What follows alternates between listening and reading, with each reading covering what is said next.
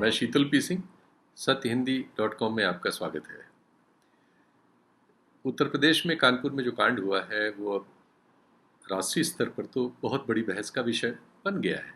इसके बावजूद कि शुरू में जो योजनाबद्ध तरीके से मीडिया नियंत्रित किया जाता है उसके तहत शुरू के दिनों में उसको नियंत्रित करने में लोग सफल रहे थे, लेकिन अब वो इतने दिन हो गए अभी तक अपराधी वो पकड़ा नहीं जा सका या उसके और कार्रवाई नहीं हो सकी ऐसी, सिवाय इसके कि उसका घर गिरा के उसको वीडियो चला दिए जाए, कुछ उसके बारे में दूसरी सरगोशियाँ चलती रहें।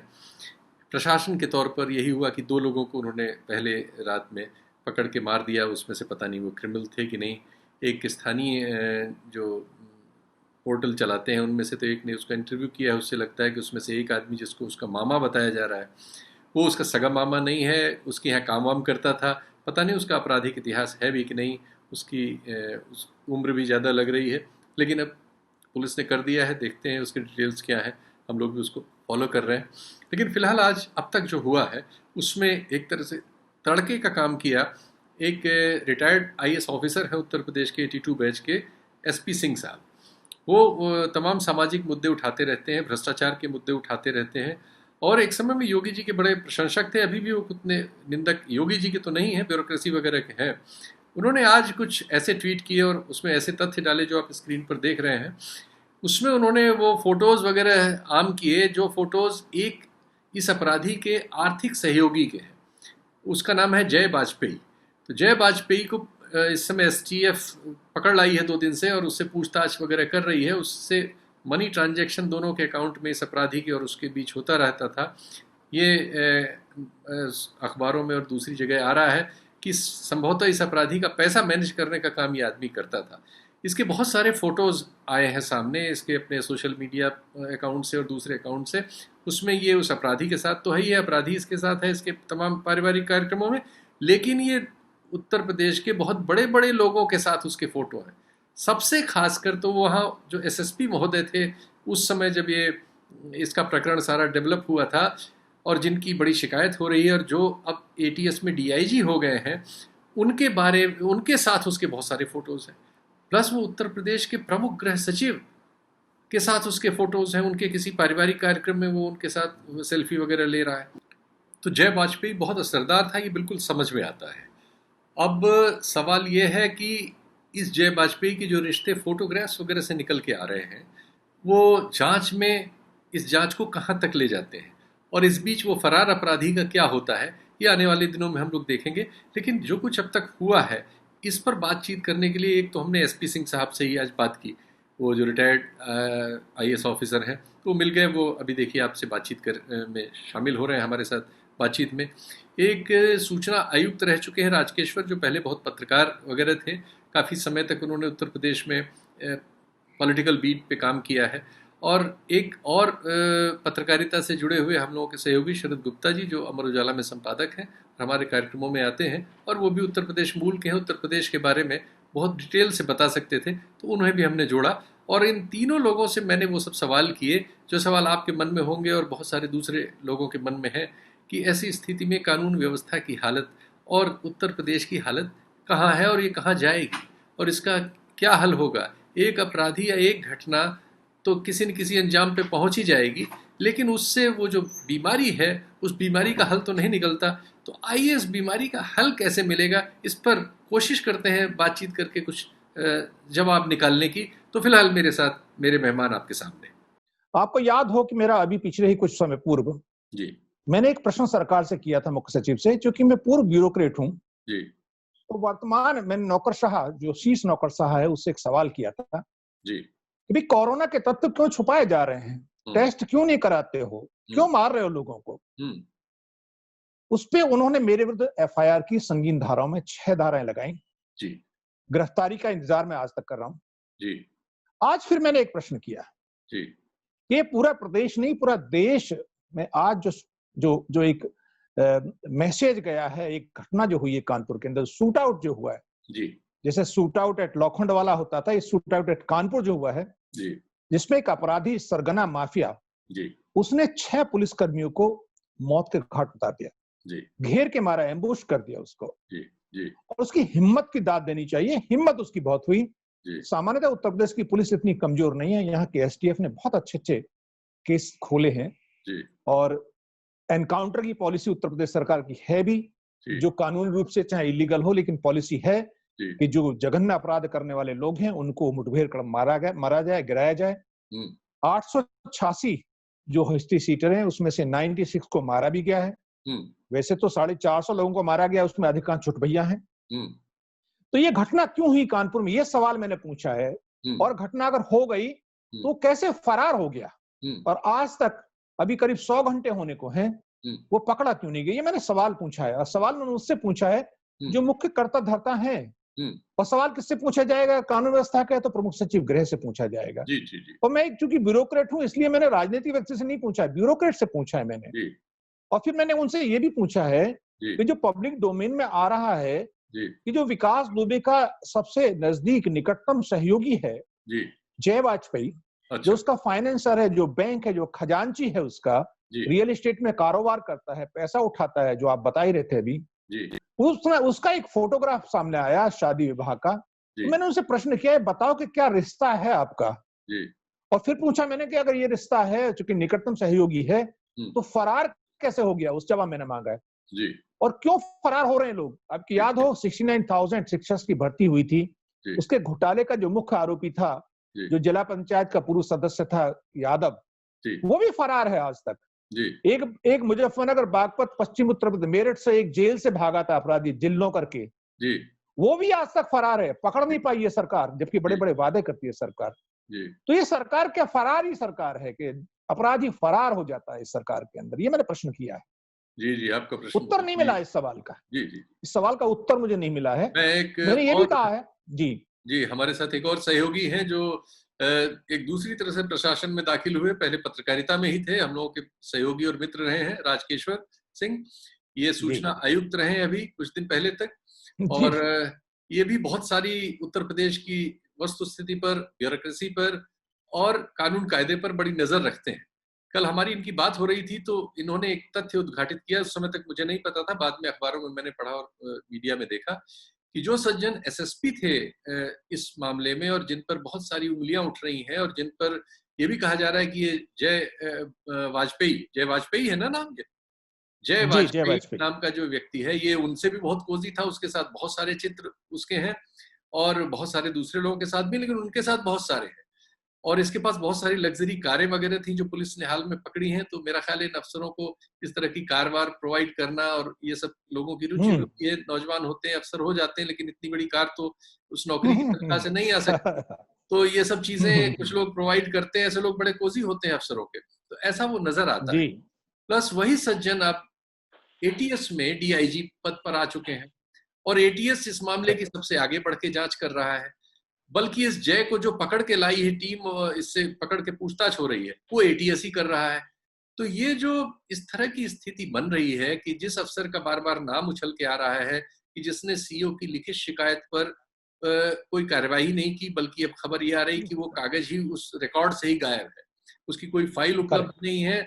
और उस मामले में अब तक की जो सूचनाएं हैं, जो सोशल मीडिया में और मीडिया में मैं फॉलो कर सकता हूँ इस कार्यक्रम को शुरू करते समय तक, उस समय तक अभी उस फाइल का अता पता नहीं चला है, बल्कि कुछ ऐसी स्थिति बन रही है बातचीत से कि जैसे वो पत्र था तो, लेकिन पत्र शायद दिया नहीं गया, इस तरह की भावना लाने की कोशिश हो रही है। तो राजकेश्वर को ब्यूरोक्रेसी का भी बहुत तजर्बा रहता है और पता रहता है कौन कहाँ क्या। तो इन सज्जन के बारे में और इस पूरे तामझाम के बारे में जरा कुछ बताइए भाई दर्शकों को हमारे। देखिए शीतल, इसमें दो चीजों पर बड़ा फोकस करना जरूरी है जी। एक तो कानपुर की तात्कालिक घटना जो हुई है, इसके साथ जो कुछ चीजें सामने आती हैं जी। दूसरा, हमारा शासन व्यवस्था कैसे चलता है उत्तर प्रदेश में जी, उस पर भी नजर डालने। तात्कालिक कि जिस अफसर का अभी आपने जिक्र किया, कानपुर के तत्कालीन एसएसपी, जिला इंतजामिया नाम बता वही होता है अनंत देव, उनका नाम है अनंत देव। अच्छा। अनंत देव अब वो डीआईजी प्रमोट हो गए हैं और एसटीएफ में डीआईजी हैं, और ऐसा बताया जा रहा है कि जो विकास दुबे की जांच एसटीएफ कर रही है उसको भी वो हैंडल कर रहे हैं। ठीक। अच्छा, वो कानपुर में एसएसपी थे, आप ये समझिए कि वो कितने काबिल अफसर हैं। एक अफसर अभी कल परसों नरसों में जो वीडियो वायरल हुए हैं, जो चीजें सामने आई हैं, कि कंसर्न एसओ देवेंद्र दुबे इनको फोन करता है, साहब चौबेपुर एसओ मेरी बात नहीं सुनता है, रेप के मुलजिम को भी छोड़ देता है और मैं बहुत आजिज हूँ उससे। तो वो क्या करते हैं, कहते हैं होल्ड रखो, और चौबेपुर के एसओ को लाइन पर ले लेते हैं और वीडियो कॉन्फ्रेंसिंग कराते हैं और उसको समझाते हैं कि ऐसा ऐसा तुम्हें नहीं करना चाहिए, सस्पेंड हो जाएंगे वगैरह वगैरह। जब कप्तान के पास शिकायत आती है, कप्तान उसकी बात को सुनकर संज्ञान लेके उस केसों को पकड़े, उसके बजाय वो उसको वीडियो कॉन्फ्रेंस, उसको ऑडियो कॉन्फ्रेंसिंग पर लेकर उसको समझाना शुरू करता है। उस ऑडियो को सुनिए तो इसमें वो कहता है एसओ चौबेपुर विनय तिवारी, साहब मैंने कल ही आपको सब बातें बता दिया था।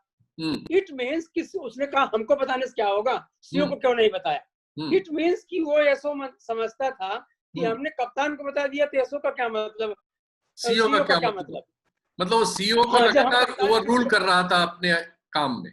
Yes yes. तो वो एक मैसेज है अपने आप में कि मैं कप्तान के टच में हूँ। अब यही कप्तान का जरा सा देख लीजिए कि बीते वर्षों में 10 जिलों में कप्तान रह चुके हैं। ये गैर कप्तान रहते ही नहीं। बागपत में कप्तान थे, ये फैजाबाद में कप्तान थे, गोरखपुर में कप्तान थे, मुजफ्फरनगर में कप्तान थे, बुलंदशहर में कप्तान थे, कानपुर में कप्तान थे, प्रतापगढ़। ये जब वहाँ, ये जिन जगहों पे आप बता रहे हैं, एक सेकंड, जिन जगहों पे बता रहे हैं उस समय किसकी सरकार थी? क्या योगी जी की ही थी या दूसरी सरकारें थी? नहीं, एक सरकार तो इतने दिन में एक जगह पोस्टिंग रह ही नहीं सकती। मैं सिर्फ ये बताना चाहता हूँ कि ऐसे ऑफिसर जो जिले में रहकर अपने एक एसओ को पालते हैं और सीओ को नजरअंदाज करते हैं, उसकी चिट्ठी का ध्यान नहीं देते हैं, एक माफिया को पनपने देते हैं, उस माफिया की फोटो दिखती है उस कप्तान के साथ या दूसरे अपर मुख्य सचिव के साथ या दूसरे सारे ऑफिसर। मेरे कहने का मकसद सिर्फ ये है कि ऐसे ऑफिसर बाकी 9 जिलों में रहकर क्या किए होंगे, लेकिन बात यह है कि ये सारी सरकारों के पसंदीदा अफसर रहे हैं। एक बात तो ये है कि ऐसे विकास दुबे पनपते हैं हर जिलों में। दूसरी चीज ये मैं कहना चाहूंगा, यदि विकास दुबे की मुझे कोई संपत्ति नहीं, अपराधी है, उसके खिलाफ कार्रवाई होना चाहिए जी। पुलिस क्या करती है, यही पुलिस थी, उसने कानपुर के जब तमाम हिस्ट्री सीटर्स और माफिया का नाम आया तो उसमें उस लिस्ट से उसको बाहर रखा। एक दूसरा, उसका जिस दिन उसने 8 पुलिस वालों को मार दिया, अगले दिन उसका मकान गिरा दिया और उसके लिए कुछ नहीं। मेरा सिर्फ इतना कहना है कि ये उसके 8 पुलिस वालों की हत्या पहले भी तो उतरे बड़ा अपराधी था, नहीं मारा, न पुलिस ने कुछ किया। एक सिस्टम कैसे चौपट है हमारा, मैं ये बताना चाहता हूँ। दूसरा, वो अब अकस्मात इस समय 2.5 लाख का इनाम हो गया, प्रदेश के 3 वांछित अपराधियों में हो गया। ये इसका मतलब ये हुआ कि जब पुलिस वालों को मार दिया अकस्मात उसके खिलाफ ये चीजें हो गई। यदि पुलिस को न मारता तो अगले 5 साल 10 साल वो और ये काम कर सकता था। मुझे प्रसंग बस एक घटना याद आ रही है कि उन्नाव में जो रेप पीड़िता वाला कांड हुआ था, उस पर भी बवाल तब मजान और न्याय तब शुरू हुआ जब वो मुख्यमंत्री आवास के सामने आके मिट्टी तेल छिड़क के जान देने की नौबत आ गई था। इन दोनों घटनाओं के पीछे मैं सिर्फ इतना कहना चाहता हूँ कि हमारी सरकार, हमारी व्यवस्था जो है यूपी की, वो तभी कुछ करती जब एक्सट्रीम पे पहुंच जाता है तब। इट मीन्स कि सिस्टम हमारा काम नहीं करता, नंबर 1। नंबर 2, बहुत बड़ी चीज ये है, थोड़ा सा शरद जी को ले लूं, नंबर 2 आपसे दूसरी बार मैं सुनता हूँ। शरद जी को, शरद जी, ये जो अभी 2 सत्य आपके सामने आए, दोनों एक तरह से, एक तो आईएएस रहे हैं, 82 बैच के प्रमुख सचिव से रिटायर हुए हैं, इतना लंबा अनुभव है। राजकेश्वर ने भी प्रशासन को इसमें आयुक्त रहते हुए सूचना के बहुत अंदर से देखा है, और पत्रकार भी उत्तर प्रदेश में रहे हैं। आप भी उत्तर प्रदेश से आए हैं पत्रकारिता में और फिर राष्ट्रीय पत्रकारिता कर रहे हैं। ये जो एक तथ्य निकल के आया है कि अब कानून के राज को हमने गोली के राज में बदल दिया है, पुलिस को अधिकार दे दिया है कि वो अपराधियों की हत्या कर सकती है। उन्होंने संख्या भी बताई एसपी सिंह साहब ने कि कितने सैकड़ा लोग मार दिए, जिसमें तमाम छुटभइये हैं और कुछ दर्जन उसमें बड़े बदमाश हैं। बाकी बड़े बदमाश अपना सेटल कर लेते हैं, चाहे जेल चले जाते हैं या कोर्ट वगैरह में सरेंडर कर लेते हैं, वगैरह अरेंजमेंट कर लेते हैं। तो इस तरह का शासन चलाने से, बंदूक का शासन एक तरह से कहिए, पुलिस के हाथ में बंदूक देने से, फिर पुलिस में आप पा रहे हैं कि ऐसी गिरोहबंदी हो जाती है कि थानेदार सीधे टॉप को रिपोर्ट करना चाहता है डायरेक्ट, वो बीच के अफसरों को बाईपास करता है, सीओ का कोई रोल ही नहीं रह जाता। हालत यहां तक हो जाती है कि सीओ के खिलाफ प्लान करके एक अपराधी से, अब तक तो ऐसा लग रहा है कि इस हत्या को कराने में वो उसकी भूमिका न हो, कहीं कल निकल के आए। तो एक अपराधी चरित्र हम एडमिनिस्ट्रेशन का, खासकर पुलिस का, जिसका काम कानून व्यवस्था का पालन करवाना है, उसमें हम इस तरह का एक अपराधी चरित्र विकसित होते हुए पाते हैं। तो आपसे मैं ये जानना चाह रहा हूं कि ये तरीका जो है प्रशासन का, जो उत्तर प्रदेश में, ऐसा नहीं कि योगी उसको बहुत ज्यादा हम वल्गर तरीके से कर रहे हैं, लेकिन एक हद तक मायावती जी और मुलायम सिंह भी इसी तरह की सरकारें चलाते रहे। एक मामले में आप खुद ही निजी भुक्तभोगी हैं इस तरह की चीजों से, क्या नतीजे निकलते हैं उससे। तो एडमिनिस्ट्रेशन के इस तरीके पर आप क्या कहेंगे, और इसको रोकने की क्या कोई भी मशीनरी अब इस देश में बची नहीं है? अब हम लोग कोलैप्स कर चुके हैं, अफ्रीका बन चुके हैं। देखिए, ये बहुत पहले शुरू हुआ था। ये लेट 80s की बात है जब ये ट्रेंड शुरू हुआ था।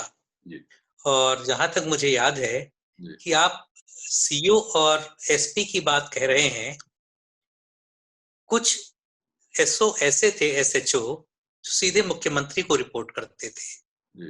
हजरतगंज थाने के एक एसएचओ थे जो सीधे मुख्यमंत्री को रिपोर्ट करते थे और डीजीपी बाहर इंतजार करते रहते थे, और अंदर से वो निकल के आते थे और कहते, अरे सर आप वेट कर रहे हैं, मुझे पता नहीं था, मैं अभी मुख्यमंत्री जी को बताता हूँ।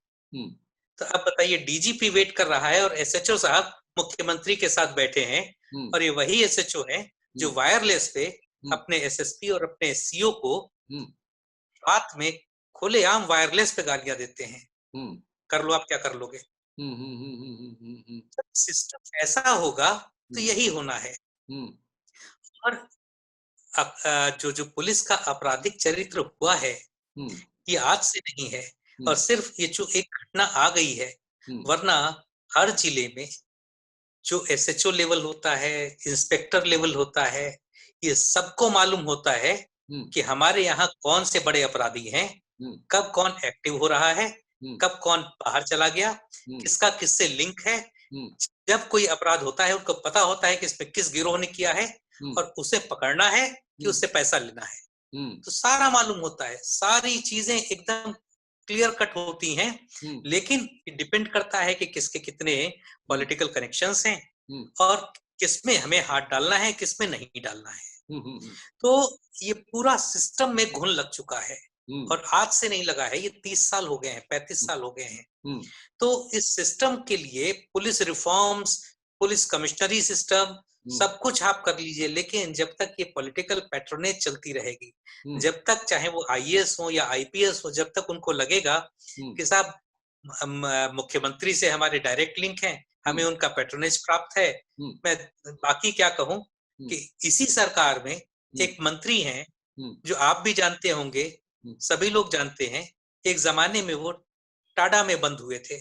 उनके ऊपर terrorist and disruptive activities act का प्रावधान उन पे लागू हुए थे।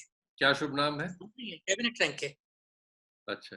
तो अब जब खुद ऐसे लोग सरकार में होंगे, उनकी भी फोटो आई है, उन सज्जन की भी फोटो आई है, इसके साथ, इस विनोद दुबे के साथ। अच्छा, जैसे एक मंत्री की फोटो आ रही है, वो उन्हीं की है मतलब।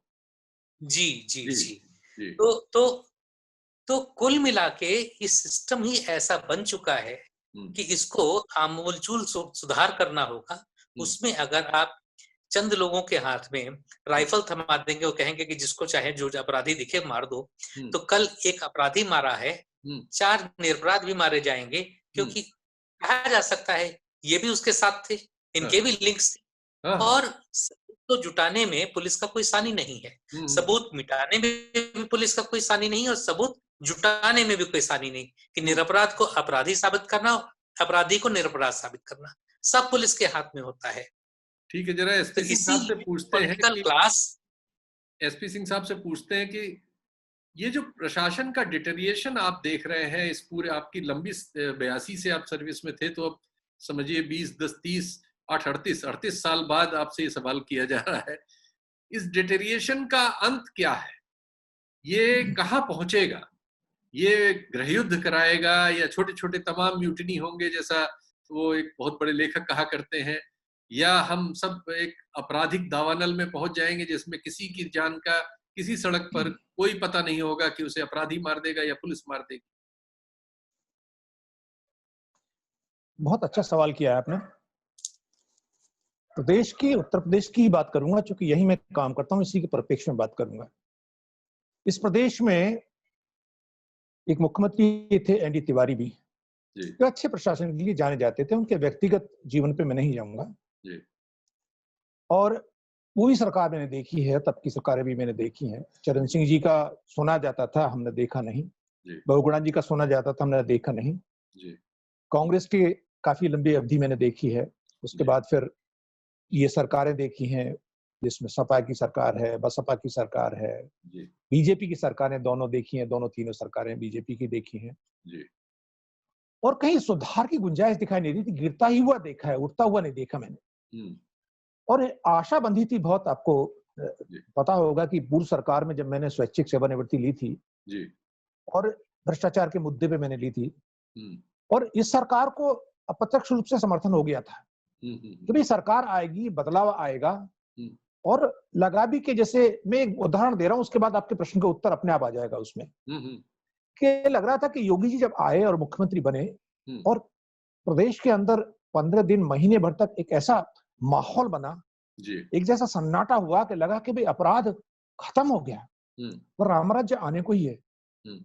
तो जब हमने देखा तो हमें लगा कि भाई जब पैकेजिंग इतना अच्छा है तो अंदर अब जब खुलेगा डब्बा तो कमाल हो जाएगा। इस प्रदेश से अपराधी भाग जाएगा। इस प्रदेश के जेल के अंदर जैसे घोषणा की गई थी, आपको याद हो 2017 में, मुझे तो डेट भी याद है, ये 10 फरवरी में बलरामपुर में घोषणा किया था मुख्यमंत्री जी ने कि या तो अपराधी जेल की सलाखों के पीछे होगा या उसका राम नाम सत्य होगा। तो जब ये मैसेज गया, एकदम जैसे शिवरिंग हो गई। पुलिस ऑफिसर्स, जितने भी ये पुलिस ऑफिसर्स में आप देखिए, दरोगा बहुत पावरफुल इंस्ट्रूमेंट है और हर मुख्यमंत्री उसको कंट्रोल करना चाहता है। तो एक मैसेज ये गया कि भी अब सब कुछ काम हो जाएगा। अब भाग भी गए थे अपराधी। और फिर ये आदेश गया कि भी एनकाउंटर पॉलिसी है, जघन्य अपराधी हो पकड़ो, उसको मारने का अधिकार पुलिस को दे दिया गया। यद्यपि वो इलीगल था, लेकिन अधिकार दे दिया गया प्रत्यक्ष रूप से। अच्छा मैसेज गया बहुत। धीमे धीमे क्या होता गया कि आप देख रहे हैं कि भाई आप पूर्व वर्षों से 20, 25, 30 साल से देखेंगे कि हर मुख्यमंत्री गृह मंत्री का पद भी रखता है उत्तर प्रदेश में। क्यों रखता है वो पद? वो रखता है पुलिस को कंट्रोल करना चाहते हैं। वो प्रशासन को पुलिस से, दबंगी से, दमन से, वो लोकतंत्र को नियंत्रित करना चाहता है। इसीलिए वो पुलिस को कंट्रोल में रखना चाहता है। और हमारे यहाँ ऐसे मुख्यमंत्री भी दरोगा से सीधे बात करते, जो भाई साहब अभी बीच में बता रहे थे, जो हमारे वार्ता के सहयोगी हैं, कि थानेदार सीधा, दरोगा सीधा मुख्यमंत्री के साथ संबंध। ये कल चलन आ गई। और उसका मुख्यमंत्री ये देखते रहे कि भाई मैं तो सदा के लिए हूं। उन्होंने ये नहीं देखा व्यवस्था कहाँ खराब होने जा रही है। तो पुलिस की हायरार्की कोलैप्स हो गई। डीजीपी, आईजी, डीआईजी, ये जो था वो कोलैप्स हो गई। और दरोगा ने सीधे राजनीतिक आकाओं को, विधायक है, सांसद है, मंत्री है, मुख्यमंत्री, इनसे सीधा संपर्क कर लिया। जिसको मरवाना है, जिसको पिटवाना है, जिससे वोट दिलवाना है, बूथ कैप्चरिंग कराना है, पंचायत के चुनाव, प्रधानी के चुनाव, इसमें आप जानते हैं पुलिस बड़ी प्रभावी हो जाती है। ये होते होते आज पोजीशन ये है कि ये जो वाकया हुआ है, इससे उजागर हुआ है। जो डिब्बे की बात मैं कर रहा था, जो डिब्बा जो बना था, जो योगी जी का जो एक डिब्बा था, जो पैकेजिंग बहुत बढ़िया थी, वो आज वो डिब्बा खोला तो खोखला निकला। आज ये हालत हो गई है कि इकबाल लगभग जीरो है। भाई आप देखिए, लोकतंत्र में राजनीतिक नेतृत्व महत्वपूर्ण होता है, वही उसी की लगाम उसके हाथ में रहती है। मायावती आती है। मेरी मदर एक बात कहा करती थी कि बेटा हमको तो मायावती अच्छी लगती है। मैंने कहा क्यों? वो तो बहुत भ्रष्ट है, उनके कार्यकाल में भ्रष्टाचार बहुत होता है। बोले नहीं बेटा, हमारे जो खेत पे जो ट्यूबवेल की फुटबॉल है, जो यादवों के बच्चे चुरा ले जाते थे, वो भाग जाते हैं, बिल में घुस जाते हैं, फुटबॉल की चोरी नहीं होती है। आप समझ रहे हैं ना मैं क्या बात कर रहा हूं? समझ गया। तो अगर घोड़े की लगाम की जो बात कल्याण सिंह कहा करते थे, कल्याण सिंह का पहले वाला शासन भी ऐसा ही था, नियंत्रण किया। मुझे लगता है राजनीतिक नेतृत्व अगर प्रशासन को कब्जे में करता है, नियंत्रण में करता है, निजी स्वार्थ नहीं देखता है और अपराधियों को निष्पक्ष भाव से, नॉन पार्टीजन होके अगर कार्रवाई करते योगी जी, तो ये पोजीशन नहीं आती। योगी जी को लगा, जैसे बीजेपी में आज एक फोटो निकला है कि जो जय वाजपेयी है, उसकी फोटो अभी बीजेपी के अध्यक्ष के साथ भी निकली है, डोमेन पे चल रही है, पब्लिक डोमेन पे। अच्छा। तो हाँ, अभी चल रही पब्लिक डोमेन पे। हालांकि जय नाम ऐसा हो गया है, जय नाम जो है देश के अंदर इतना प्रसिद्ध हो गया है, इतना पॉपुलर नाम हो गया, कई लोग हो गए ना जय नाम के। तो मैं तो ये जय वाजपेयी जो है ये इतना पॉपुलर था, ब्यूरोक्रेट्स में फोटो खिंचाता है, पॉलिटिशियन के साथ फोटो खिंचाता है, एसएसपी के साथ खिंचाता है, पुलिस के साथ भी वो गलबैया करता है। तो ये व्यवस्था पे वापिस आ रहा हूं मैं। लिक्विडेशन होते होते ये पोजीशन हो गई कि वो डिब्बा भी खोखला हो गया, प्रशासन का इकबाल आज जीरो हो गया। योगी जी ने जो एक करने की कोशिश की थी, योगी जी को एक तरह से पूरे प्रशासन ने कब्जे में कर लिया। मैं आज भी कहता हूं कि योगी जी ऐसे हैं, ऐसा लगता है कई बार जैसे पिंजड़े में कैद एक मुख्यमंत्री है, कि ब्यूरोक्रेट्स जो चमचे हैं, जो भ्रष्टाचारी लोग हैं, जिस पुलिस को यूज करना चाहते हैं, वो उसी पुलिस ने उनके ऊपर हावी हो गई, उनके आदेशों को नहीं मानती है। इसीलिए आप देखो योगी जी चाहते भी हो कि इसको पकड़ा जाए, उनका संगठन, वो प्रशासन, वो पूरी कोशिश कर रहा है कि वो ना पकड़ा जाए, वो फरार हो जाए, वो भाग जाए। ये स्थिति बन गई है। मुझे लगता है कि लोकतंत्र आज कैद है, उत्तर प्रदेश में कैद है लोकतंत्र। मुख्यमंत्री यहाँ कैद है, एक पिंजड़े में बंधे हुए हैं, वो करना भी चाहे तो कर नहीं पा रहे हैं। ये मैं एक उपमा दे रहा हूँ, इसको अतिशयोक्ति मत मानिएगा मेरी बात को। ठीक है। तो जरा सा राजकेश्वर जी से राय ले लें उनकी। राजकेश्वर जी ये बताइए कि ये जो स्थिति है, इसमें जो गरीब आदमी है, पहले तो ये है कि गुंडे थे, गुंडे से हट के अब थानेदार एक नया गुंडा क्रिएट हो जाएगा, जिसके पास किसी को मारने की भी पावर दे दी है लोगों ने, और सब कानून कायदा उसमें निहित हो गया। वो सीधे रिपोर्ट कर रहा है, अगर उसने एक एसपी या एसएसपी जो भी हुआ, या वो डीआईजी तक सीधे पहुंचा हुआ है, या वो नेतागिरी में सीधे मुख्यमंत्री के ऑफिस तक पहुंचा हुआ है, तो फिर तो अंतिम न्यायालय वही हो जाएगा। और ऐसी गरीब आदमी कहाँ जाएगा 22-23 करोड़ की आबादी वाला इस प्रदेश में, जिसमें एक बड़ी संख्या 19% अकलियतों की है, और बहुत बड़ी आबादी गरीब है। गरीबी में हमारा जो देश में हिस्सेदारी है वो सबसे बड़ी है। तो गरीब आदमी की कौन सुनेगा फिर इसमें? देखिए ऐसा है कि गरीब आदमी की बात तो वो जो आप कह रहे क्या होगा वो तो शुरू हो गया है, उसका कोई सुन नहीं रहा है। अच्छा। अभी एक ताजा मामला पुलिस क्या कर रही है, आप अराजक कैसे बना रहे हैं। देवरिया में एक एसएचओ ने एक महिला गई थी कंप्लेंट कराने, और मेज के उस पार वो थी, उसको उसके साथ अश्लील हरकत किया, और अब वो बर्खास्त हो गया।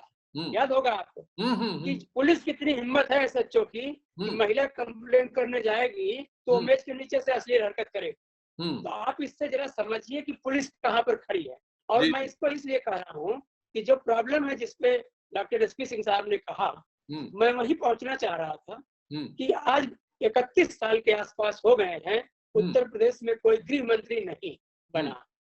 सुशीला रोहतगी होती थी कांग्रेस सरकार में, आप जर्नलिज्म में थे, और वो कौन वाजपेयी एक होते थे वहाँ के, क्या नाम है, उन्नाव वाले। जी। इसके बाद से कोई मुख्यमंत्री गृह मंत्री का पद, मतलब किसी पद दिया ही नहीं। एक मुख्यमंत्री अपने साथ 20 पद रखता है, 20-25 विभाग रखता है। आप उस मुख्यमंत्री से पूछ लो डीजीपी के अलावा कौन कौन आईजी हैं, इसका नाम बता दीजिए। कानपुर में आईजी कौन है, वो मुख्यमंत्री नहीं बता सकता जी। 18 नहीं बता सकता जी। और वो कंट्रोल क्या कर रहा है, 24 करोड़ पॉपुलेशन के लिए वो उस विभाग का मंत्री है जिसको डीजीपी के अलावा और किसी का नाम पता नहीं। बताइए। प्रमुख सचिव गृह के अलावा किसी का नाम पता नहीं जी। तो वो जो पुलिस है, उस पुलिस को एक तीसरी ताकत कंट्रोल करती है। वो डीजीपी को मुख्यमंत्री बोल देंगे, प्रमुख सचिव गृह को मुख्यमंत्री बोल देंगे, फिर नीचे जो है वो अमला, जिसको पालना है पोसो, जिसको मारना है मारो, जिसको छोड़ना है छोड़। तो दिक्कत ये है कि कोई मुख्यमंत्री ये लालच छोड़, जो अभी डॉक्टर एसपी सिंह साहब कह रहे थे, जब तक कोई मुख्यमंत्री यदि ईमानदार है तो एक को गृह मंत्री बनाए, कोई वित्त मंत्री नहीं बनाता, कोई गृह मंत्री नहीं बनाता, कोई इंडस्ट्री का मिनिस्टर नहीं बनाता है। ये नियुक्ति कोई नहीं चाहिए, सचिवालय शासन हमारे पास चाहिए, सूचना हमारे पास चाहिए। एक मुख्यमंत्री जब 20 विभाग अपने पास रखेगा तो इतने बड़े स्टेट को सोचते संभाल पाएगा। उसमें यही सब घटनाएं होंगी जो हो रही है। और हाल के 2 साल के भीतर आप देखें, कम से कम 50 पुलिस वालों पर FIR हुई है, मुकदमे हुए हैं, लूट की घटनाएं हुई, पुलिस ने लूट लिया है, कई एयरपोर्ट से लूट लिया है, कहीं कहीं से उठाया और लूट लिया। ये ट्रेंड बिगड़ता चला जाएगा, अंत कहाँ होगा, टाइम भले लगे, मार काट मच जाएगी, चीजें और खराब हो जाएगी, अनलेस कि ईमानदारी से काम शुरू हो और हर कोई की जवाबदेही तय। चलिए हम पूछते हैं शरद जी से कि भाई इस दौर में मीडिया क्या कर रहा है। अब तो ये बहुत समय हो गया उत्तर प्रदेश में, अब मीडिया मुख्यमंत्रियों के खिलाफ कोई खबर करने की स्थिति में राज्यों में नहीं रहता, और जो उत्तर प्रदेश जैसे राज्य है वो तो केंद्र तक के भी मीडिया को अपने उसमें ले लेते हैं, और मीडिया इतना बड़ा कांड हो गया। अगर ऐसा कांड किसी अखिलेश या किसी और के जमाने में हुआ होता तो मीडिया ने कम से कम उनका सर उतार लिया होता, अपनी खबरों के हिसाब से, शीर्षकों के हिसाब से, उन पर चलने वाली बहसों के हिसाब से। मैं ये नहीं कह रहा हूं कि ऐसा करना चाहिए या वो सही था, वो बिल्कुल गलत बात है। मैं सिर्फ इस भेदभाव की बात कर रहा हूं कि मीडिया ऐसा भेदभाव क्यों करता है, और आज उसकी हिम्मत नहीं कि मुख्यमंत्री से इस तरह के कड़वे सवाल पूछ सके और उनकी सामने कर सके। वो बहुत हिम्मत करेगा तो उस डीआईजी तक जाके खत्म हो जाएगा जो एटीएस में जाके बैठा हुआ है, लेकिन वो अंत नहीं है, हम आप ये जानते हैं। तो हम जरा अपने आप पर भी बात करें। शरद जी, आप जरा बताइए तो देश को। मीडिया के बारे में, मीडिया में काम करने वाले से आप पूछ रहे हैं, सही नहीं है। ये बाहर के लोग कमेंट करें तो ज्यादा ठीक है। अब अपनी अपनी चीजें, अब मैं खुद क्या बोलूं, पहले भी मैं कई बार बोल चुका हूं, उसके बाद लोग मुझे कहते हैं कि आप क्या क्या बात करते रहते हैं। तो सीधी बात यह है कि अभी भी जो जितनी चीजें आ रही, जो आप सुन रहे हैं, जो आप पढ़ रहे हैं, मीडिया में ही आ रही हैं। अब ये बात और है कि जब सारा कुछ हो जाता है मीडिया उसके बाद जागता है, वरना मीडिया को सवाल करना चाहिए था कि 2001 में पुलिस स्टेशन के अंदर घुस के एक बीजेपी के राज्य मंत्री दर्जे के आदमी की हत्या करने वाला व्यक्ति, जिसके खिलाफ 100 से ज्यादा मुकदमे हैं, वो आज तक हिस्ट्री शीट क्यों नहीं बनी उसकी। ये लोकल मीडिया को, ये राज्य स्तर के, जिला स्तर के मीडिया को बार बार सवाल करने चाहिए थे, अभी भी करने चाहिए। लेकिन जो रिलेवेंट सवाल हैं, हम उसके बजाय, जैसे अभी भी जो हम बात कर रहे हैं, सिमेंटिक्स में बातें कर रहे हैं।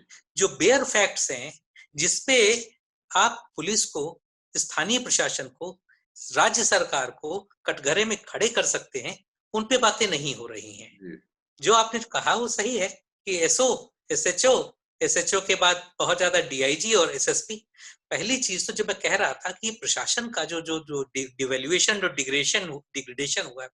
आप जिस समय पत्रकारिता करते थे, उस समय उत्तर प्रदेश में एक आईजी पुलिस होता था। श्री चंद्र दीक्षित साहब पूरे यूपी के आईजी पुलिस होते थे। ये आज 1.5 मिनट ही समय दे रहा है, आप बोलिए 1.5 मिनट तक जी। हाँ, तो अब हालत ये हो गई है कि मालूम चल रहा है कि जिले जिले में आईजी और जिले जिले में डीआईजी हो रहे हैं। तो अब एसएचओ सीधे आईजी और डीआईजी को रिपोर्ट कर रहा है, वो क्यों एसएसपी की सुनेगा, क्यों सीओ की सुनेगा। तो खुद सिस्टम अपने आप को इतना डिग्रेड किया है। यही चीजें ब्यूरोक्रेसी में दूसरी जगह भी हो रही हैं कि principal secretary, additional chief secretary, cabinet secretary, इतना टॉप हैवी हमने एडमिनिस्ट्रेशन को बना दिया है। तो जब तक हम इन चीजों को प्रशासनिक सुधार नहीं करेंगे, तो मुझे लगता नहीं कि कोई भी टेंजिबल रिजल्ट हमें मिलने वाला है हाल फिलहाल। आपकी इसी बात से कि जिस तरह का हमारा ढांचा इस समय है, उसमें किसी टेंजिबल रिजल्ट की हम कोई उम्मीद करें, ये कुछ ज्यादा ही बड़ी बात है। आप सारे मेहमानों का बहुत बहुत धन्यवाद। आपने अपना कीमती समय निकाला और बड़ी मतलब विचारोत्तेजक बातचीत हुई, बहुत अच्छी लगेगी मेरा ख्याल है दर्शकों को, और आप लोग अपना रिएक्शन दीजिएगा। बहुत बहुत धन्यवाद, नमस्कार। सत्य हिंदी के और वीडियोस को देखने के लिए हमारे YouTube चैनल को सब्सक्राइब करें और सीधे नोटिफिकेशन पाने के लिए बेल आइकन दबाएं।